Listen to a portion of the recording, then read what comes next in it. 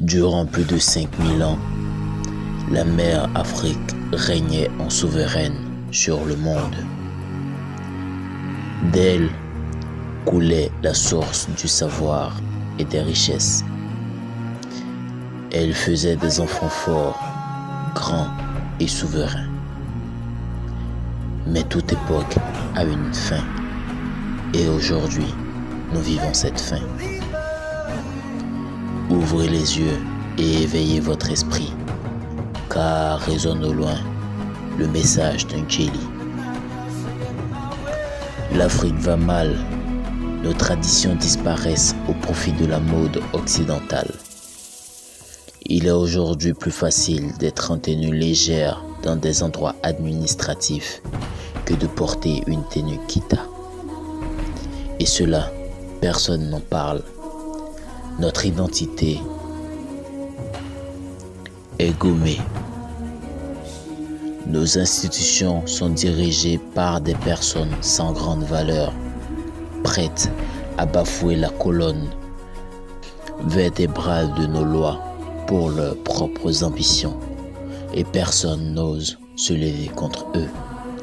Notre école nous déforme et forme des hommes et femmes dont le système n'aura pas besoin. Et que dire de nos élites qui se délient quand il faut agir? La politique censée gérer nos vies, quant à elle, est ensanglantée. Elle a sur les mains le sang de millions de nos frères et sœurs à travers tout le continent. Cette politique dictée depuis l'Élysée ou Washington à des enfants trop lâches pour se rébeller. Nos frères meurent piétinés dans le monde. Ils meurent de racisme, de méchanceté. Mais nous sommes trop lâches pour nous unir et défendre les plus faibles. Et notre peau, cette merveille de don venue de l'univers qui subit des moqueries de la part des autres, mais aussi suscite la honte chez certains de nos frères. L'homme d'Afrique va mal, et pourtant, il continue d'avancer. Il va mal, mais que devons-nous faire? Doit-on détruire l'Afrique pour la reconstruire?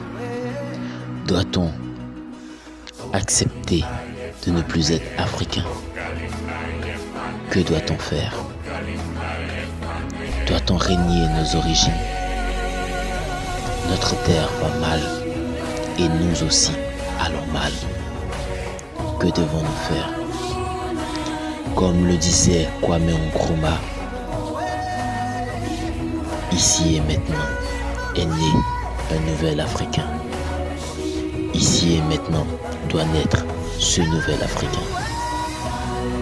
Et cet Africain doit nourrir une mentalité nouvelle, un esprit nouveau, une manière de voir nouvelle. Cet Africain doit être guidé par l'amour de son prochain. Ce nouvel Africain, c'est vous et moi, c'est nous. Je suis convaincu que la CPP apporte la solution nécessaire. Rejoignez-nous, rejoignez la Convention pour le panafricanisme et le progrès. Et ensemble, changeons l'histoire de l'humanité.